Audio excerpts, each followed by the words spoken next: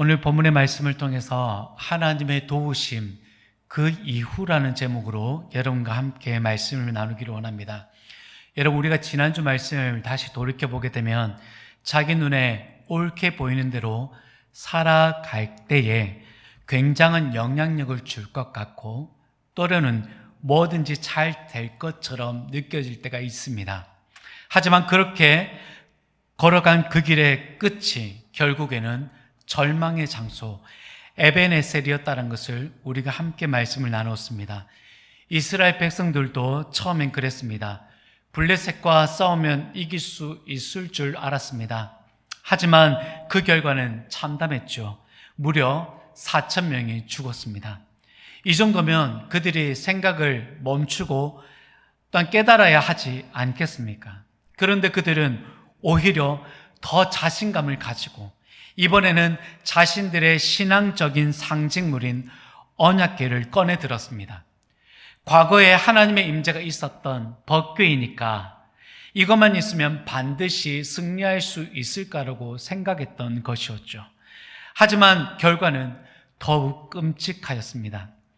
그 전쟁 안에 무려 3만 명이 죽었더랬죠.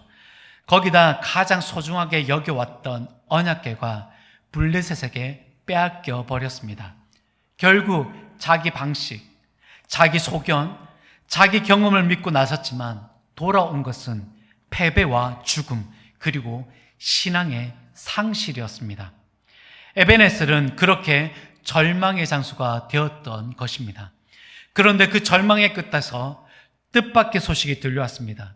잃어버렸던 그 언약궤가 블레셋 지방을 돌고 돌아 이스라엘 백성의 진영에 벳세메스로 돌아왔다는 소식이었습니다. 그런데 그곳에 살던 제사장들과 백성들이 언약궤를 어떻게 대해야 하는지, 또한 어떻게 제사를 드려야 하는지 다 잊어버린 것 같았습니다. 하나님께 드리는 번제는 소와 양으로 드려야 하지만 이 법궤를 운반해 왔던 암소로 번제를 드렸고, 심지어 블레셋이 함께 보내었던 금지와 독종의 형상을 가지고 다른 제사를 드렸습니다.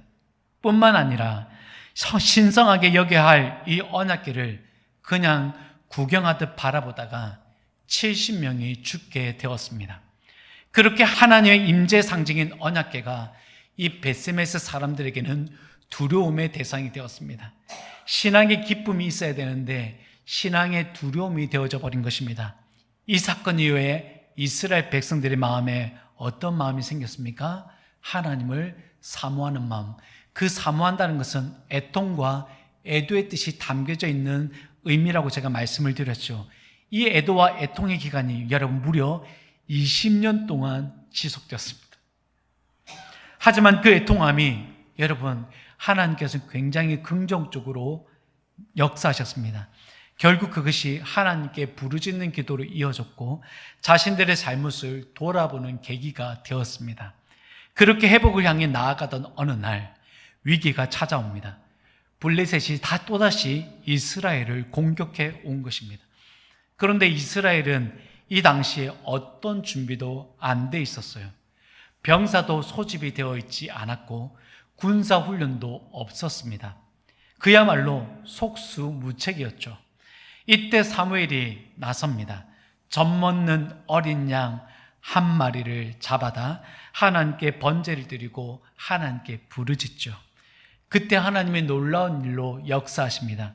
싸움을 하러 올라왔던 그 블레셋 진영 가운데 하나님께서는 우레를 발하셨습니다. 여러분, 그 천둥 소리에 블레셋 진영이 혼란에 빠졌고 싸울 준비 하나 없던 이스라엘은 하나님의 도우심으로 이 전쟁에서 승리를 거두게 됩니다. 여러분, 우리가 지난밤 금요일 밤에 천둥번개가 쳤었죠. 집안에 있다 하더라도 우리 가운데 두려움을 가져다 주는 것이 이 천둥번개입니다. 그런데 여러분, 이 천둥이 블레셋 진영 한복판에 쏟아졌다면 그들의 정신이 온전했을까요? 아마도 여러분, 번개까지 쳤다라고 한다면 그 번개에 맞아서 죽어나가는 사람들도 있었을 거라는 것도 한번 상상해 봅니다. 결국 하나님이 이 전쟁은 싸우신 것이었습니다. 이스라엘 백성들은 아무것도 하지 않았습니다. 그냥 자신의 죄를 자복하고 금식하여 하나님만을 섬기겠다라고 결단한 것밖에 없습니다. 이런 상황 속에서 하나님의 도우심으로 그들은 이 전쟁에서 이길 수 있었습니다. 그래서 사무엘이 그날을 기념하여 돌 하나를 세웠죠. 도움의 돌이라 하여 에베네셀, 여호와께서 여기까지 도우셨다라는 뜻으로 돌비를 세웠습니다. 여러분 기억하시죠? 지난주 설교 마지막에 드린 말씀, 여러분 도움의 돌 에베네셀을 세울 준비가 되셨습니까? 라고 하나님께서 우리에게 마지막으로 말씀하셨습니다. 그래서 우리는 우리 안에 있던 우상들, 그리고 그동안 의지해왔던 생각과 말, 그리고 행동, 습관, 나의 삶의 방식들, 그것들을 바꾸어 놓을 것을 하나님 앞에 다짐하였습니다. 그리고 그것이 한순간에 버려지고 바뀌어지는 것이 아니라 계속해서 말씀 앞에서 우리가 점검하고 또 이 점검한 것들을 지켜내기 위해 서로 중보하며 나아가자라고 우리가 권면하였었습니다. 여러분 기억하시죠? 이스라엘 백성들이 돌이키고자 했던 이 모든 행위는 사무엘이 미스바에서 백성을 다스렸다라는 의미입니다. 그냥 통치했다라는 것이 아니에요.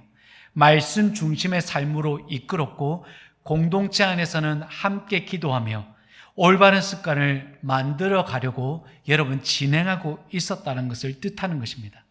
사랑하는 여러분, 그렇다면 지금 저와 여러분은 어디쯤에 와 있습니까? 절망의 에베네셀에 아직도 혹시 머물러 있습니까? 아니면 하나님의 도우심을 기념하며 돌을 세우는 에베네셀에 서 있습니까? 아니면 나를 도우셨다라는 이 에베네셀 돌만 가지고 계십니까? 암행에서가 여러분 마패 하나만 들면 모든 것이 일사천리로 통과됐던 것처럼 여러분 이전에 도우셨던 그 에베네셀의 돌만 지켜들고 있다고 한다면 여러분 우리 삶은 변하지 않을 것입니다. 오늘 하나님께서 우리에게 다시 묻고 계십니다. 너는 도움의 돌을 세울 준비가 되었느냐? 하나님의 도우심은 여러분 일회성으로 끝나지 않습니다. 믿으십니까? 아멘.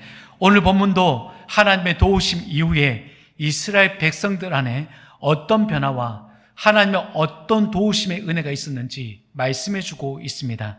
사무엘상 7장 13절로 14절 말씀을 한 목소리로 읽도록 하겠습니다.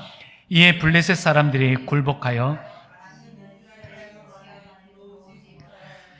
여호와의 손이 사무엘이 사는 날 동안에 블레셋 사람을 막으심에 블레셋 사람들이 이스라엘에게서 빼앗았던 성읍이 에그론부터 가드까지 이스라엘에게 회복되니 이스라엘이 그 사방 지역을 블레셋 사람들의 손에서 도로 찾았고 또 이스라엘과 아모리 사람 사이에 평화가 있었더라. 아멘.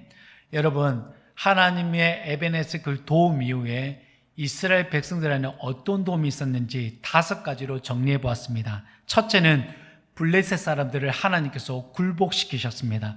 둘째는 이스라엘 지역으로 들어오지 못하게 하셨습니다. 셋째는 블레셋 사람을 막으셨습니다. 넷째는 빼앗겼던 성읍을 되찾게 하셨습니다. 마지막 5번째는 아모리 사람 사이에 평화가 있었습니다. 여러분 하나님이 도우셨다라는 이 에베네셀의 도움이 한 번으로 종료가 된 것이 아니었어요. 우리의 삶 가운데 하나님의 도우심을 필요할 때가 얼마나 많이 있습니까? 위의 조건들을 가지고 하나님께서 우리의 삶을 어떻게 도우시는지 한번 적용해 보도록 하겠습니다. 첫째, 삶 속에서 반복되는 죄의 유혹이 하나님께서 굴복시키십니다. 중독, 분노, 짜증, 신경질, 심지어 참지 못함, 이 외에도 여러 많은 유혹들을 하나님께서 어떻게 하신다고요? 굴복시킨다는 것입니다. 둘째로 이스라엘 지역 안으로 들어오지 못하게 하셨다는 것은 우리가 계획하는 일이 막힐 때가 있고 열리지 않을 때가 있습니다. 이는 하나님께서 사전적 은혜로 내 삶의 영역 안에 들어오지 못하도록 하신 거예요. 예를 들어 인간적 관계가 끊어질 때에도 결국 더 큰 손실과 내가 의존하고자 하는 것에서부터 하나님이 보호하시는 거예요. 셋째는 블레셋 사람을 막으셨다. 이것은 우리가 영적 전쟁을 선포하였지만 항상 주의하지 못하고 긴장을 풀 때가 있겠죠. 물론 긴장을 한다 하더라도 몰래 침투원에 들어오는 것을 우리가 막을 수 없을 때가 있어요. 그런데 하나님께서는 그것을 우리가 인지할 수 있도록 이끄시거나 피하도록 하십니다. 예를 들면 다니엘이 기도하는 것으로 인하여서 어떻게 됩니까? 사자굴에 던져지죠. 여러분, 무방비 상태 아닙니까? 그런데도 불구하고 그를 잡아먹을 듯이 아주 굶주려 놓았던 그 사자굴에 던져 넣었음에도 불구하고 하나님께서는 그 사자의 입을 봉하셨습니다. 네 번째, 빼앗긴 성읍을 되찾게 하셨다는 것은 여러분, 우리가 신앙생활 하면서 잃어버린 관계가 있고 잃어버린 기회가 있습니다. 또한 잃어버린 명예가 있고 기쁨도 잃었고 행복도 잃었고 사랑을 잃은 것도 있습니다. 이것을 하나님께서 되찾게 하신다는 겁니다. 과거에도 지금도 상처받고 빼앗겼던 나의 정체성, 그리고 가족의 화목, 가족의 건강, 이 모든 성업들을 하나님께서 우리를 되찾게 하신다는 것입니다. 여러분, 이것이 무엇으로요? 하나님의 도우심으로입니다. 믿으십니까? 아멘. 마지막 다섯 번째, 아모리 사람과 평화가 있다라는 것입니다. 여러분, 아모리 사람은 가나안 족속들 중 한 민족입니다. 출애굽 여정 때 이 아모리 왕 시온에게 우리가 조용히 지나가겠다라고 요청을 했지만 이 아모리 왕 시온이 싸움을 걸어왔었더랬죠. 여호수아 시대 때는 어땠습니까? 아모리 족속의 다섯 왕들이 연합을 이루어서 기드온과 전쟁을 치렀죠.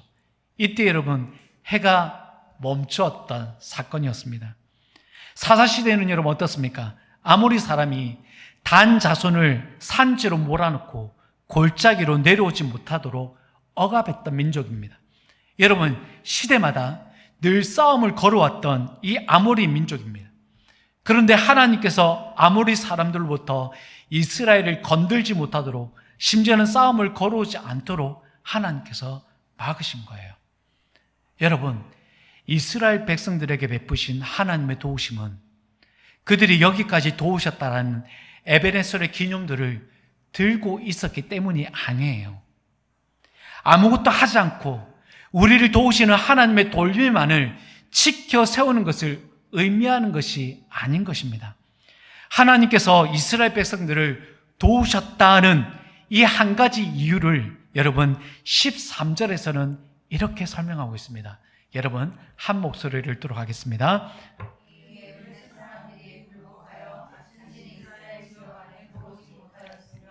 여호와의 손이 사무엘이 사는 날 동안에 블레셋 사람을 막으시매. 아멘. 좀 전에 함께 읽었지만 다시금 눈에 들어오는 문장이 있죠. 그것은 여호와의 손이 사무엘이 사는 날 동안입니다. 여러분, 문자 그대로 해석하면 사무엘이 살아있는 동안에 하나님께서 이 모든 도움을 베푸셨다라는 것인데, 과연 사무엘이 생존 때까지만 하나님의 도우심이 유지되는 것일까요? 그럼 만약에 사무엘이 사라지면 하나님의 도우심은 끝이 나는 것일까요? 여러분, 사무엘이 사는 날 동안에 그가 무엇을 했는지를 보아야지 이 모든 것이 이해가 되어지는 거예요. 그러기 위해서 사무엘상 7장 15절 16절 말씀을 서로 교도하여 읽도록 하겠습니다. 제가 먼저 읽겠습니다. 사무엘이 사는 날 동안에 이스라엘을 다스렸으되 길갈과 미스바로 순회하여 그 모든 곳에서, 함께 읽겠습니다. 라마로 돌아왔으니 이는 거기에 자기 집이 있음이니라. 거기서도 이스라엘을 다스렸으며. 아멘. 아멘. 사랑하는 여러분, 이스라엘 백성들이 도움의 돌 에베네셀을 경험했을 때 그 앞에 중요한 전환점이 있습니다.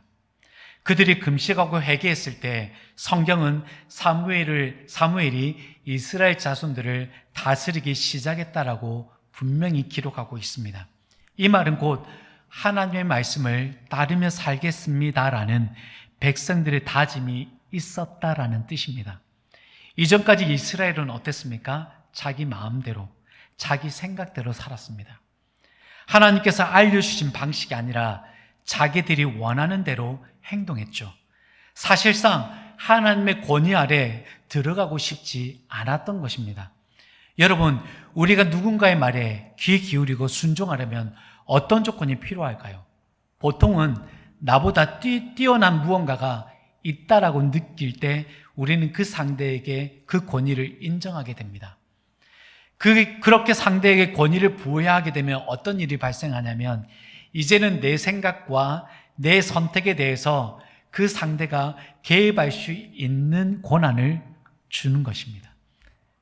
그런데 이러한 선택이 강요가 아니에요. 그것은 자발적인 행위에서 이루어진 것입니다. 이렇듯 하나님께서는 우리에게 자신의 권위를 내세워서 강제로 순종을 요구하는 하나님이 아니에요.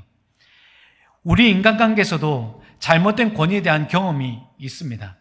가령 강압적인 부모는 내 말 들어 무조건 순종해 라고 윽박지르기도 하고, 회사 상사는 네 생각은 필요 없어, 그냥 내가 시키는 대로 해라고 말하기도 합니다. 하지만 하나님은 다르십니다. 억지로 순종하라고 밀어붙이지 않으세요. 예수님께서 십자가에서 고난 받으실 때를 여러분 떠올려 보십시오. 그 십자가는 인류 구원을 위한 자리였지만 예수님은 그 위에서 누구도 강제로 무릎 꿇도록 하지 않으셨습니다. 그래서 어떤 이들은 예수님의 그 십자가 현장에서 감히 예수님을 향해 침을 뱉기도 했고 주먹질을 하기도 했고 심지어 조롱까지 했습니다. 그리고 예수님이 죽었는지 창으로 그의 옆구리를 찔러 피와 물을 다 쏟아붓도록 하였습니다. 이게 무엇을 의미합니까? 그들은 하나님의 권위를 인정한 것이 아니라 오히려 자신의 권위 아래 하나님을 두려고 했던 것입니다. 그래서 중요한 것은 이것입니다. 우리가 하나님 말씀 앞에 순종하는 이유는 억지로가 아니라 자발적인 순종이라는 사실입니다. 이스라엘 백성들이 금식하고 회개한 것은 단순한 종교적인 행위가 아니었습니다. 이제는 내가 살던 방식을 내려놓고 하나님의 다스림 안에 살겠습니다라는 것입니다. 그리고 사무엘의 가르침을 받겠습니다라는 결단이 있었던 거죠. 자신들의 고난으로 모든 것을 행사할 때 좋지 않은 결과들이 너무 많이 발생하였기 때문에 그들 스스로 하나님의 권위 아래 자발적으로 들어간 것입니다. 그래서 사무엘은 이 결단을 돕기 위해 한 걸음 더 나아간 것입니다. 그래서 그는 길갈과 미스바, 베델, 그리고 자신이 거주했던 라마 지역을 중심으로 해서 이 네 지역을 돌며 백성들을 가르치고 다스렸던 것입니다. 사랑하는 여러분, 왜 하필 사무엘은 이 네 군데 지역만 돌아다녔을까라는 거죠. 먼저 여러분, 우리가 이 네 지역을 한번 살펴볼 필요성이 있습니다. 첫 번째, 먼저 길갈입니다. 길갈은 여호수아가 요단강을 건넌 후 정착지였습니다. 이스라엘 백성들이 광야 생활을 마치고 다시 할례를 받았던 장소, 또한 그 장소에서 유월절을 지키며 하나님의 백성으로서의 정체성을 회복했던 장소가 길갈이에요.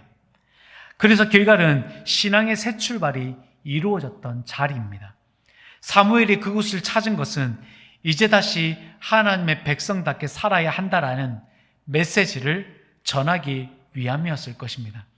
두 번째는 미스바입니다. 미스바는 우리가 에베네셀 사건을 통해서 이미 살펴보았습니다. 우상을 버리고 금식을 하며 하나님께 기도하며 하나님께 돌아왔던 장소죠. 사무엘의 다스림을 자청했던 그 장소에서 사무엘은 하나님의 뜻을 더욱 깊이 가르칠 수 있었던 장소인 것입니다. 그리고 베델입니다. 베델은 야곱이 도망가던 중에 사닥다리를 오르내리고 있는 하나님의 천사를 보고 만났던 장소입니다. 그리고 그 만남 속에서 하나님의 언약을 분명하게 약속받죠. 그렇기 때문에 이 베델은 야곱에게 있어서 영적인 출발점이었던 것입니다. 그래서 베델은 하나님을 새롭게 만나는 곳으로 여겨졌습니다. 사무엘은 그 기억을 되살리면서 백성들이 다시 언약의 백성으로 설 수 있도록 도운 것입니다. 이 지역적 특성을 가지고 말이죠. 마지막으로 라마입니다. 라마는 사무엘이 태어난 곳이고 생활해왔던 장소입니다. 하지만 이 장소에 또 특별한 것은 어머니 한나의 간절한 부르짖음이 있었던 곳, 생명을 잉태할 수 없는 여인에게 하나님이 생명을 불어넣으셔서 하나님의 샬롬이 있던 장소가 여러분 라마예요. 사무엘은 이 라마를 중심으로 각 지역을 순회하며 백성들을 가르쳤습니다. 이스라엘 백성들은 이 장소에서 함께 모일 때마다 사무엘의 가르침을 받을 때 여러분 어떤 느낌이었을까요?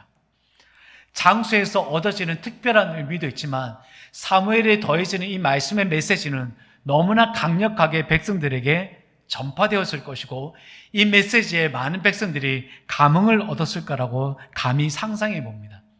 사랑하는 여러분, 이 모든 지역의 순회는 단순한 행보가 아니었습니다.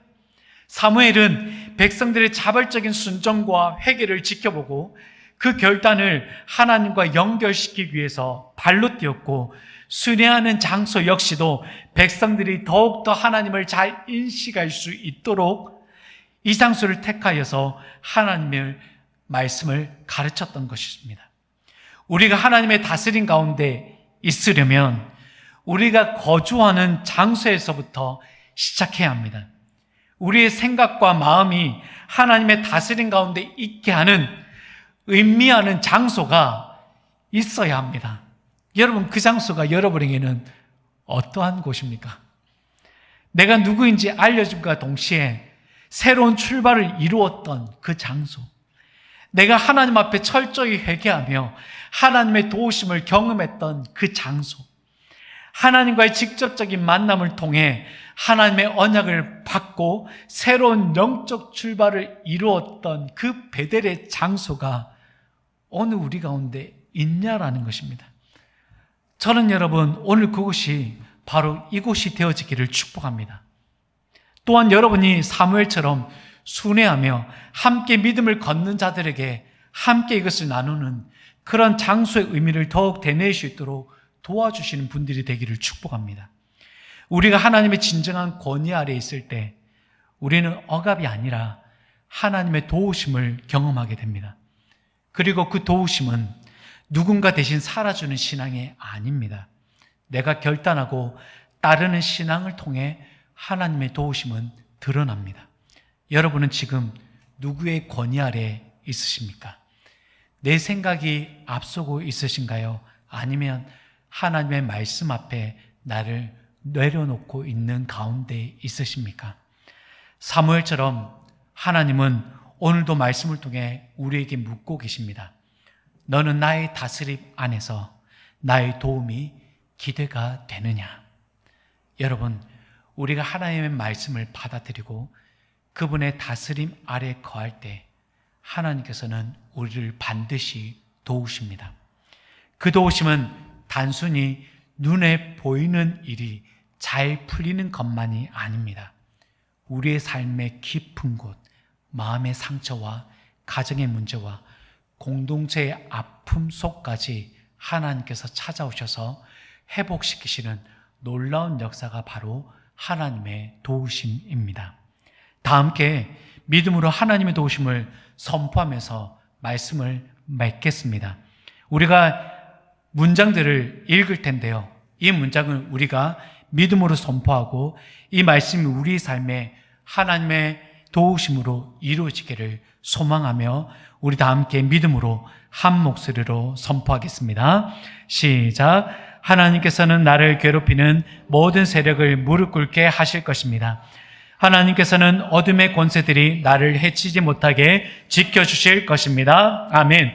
하나님께서는 내가 보지 못하는 곳에서 몰래 다가오는 적의 위협과 공격들을 막아주실 것입니다. 아멘. 하나님께서는 내가 빼앗겼던 기쁨과 평안, 회복과 기회를 다시 되찾게 하실 것입니다. 아멘. 하나님께서는 우리 마음에 맺혔던 미움과 상처를 풀어주시고 화목과 평화를 허락하실 것입니다. 아멘. 이 모든 것이 하나님의 도우심으로 이루어질 줄 믿습니다. 하지만 이것이 하나님의 도우심이라는 돌만 우리가 지켜 세우는 것이 아니라 우리의 자발적인 순종으로 하나님의 다스림 가운데 머물고자 하는 사람들을 통하여 하나님의 이 도우심이 이루어지게 될 줄 믿습니다. 사랑하는 여러분, 하나님의 권위 아래 있는 사람은 결코 혼자가 아닙니다. 하나님의 도우심은 오늘도 우리 가운데 살아 역사하고 계십니다. 이 말씀을 붙잡고 이번 한 주간에도 하나님의 다스림 속에서 하나님의 도우심을 얻는 저와 여러분이 되시기를 주님의 이름으로 축원합니다.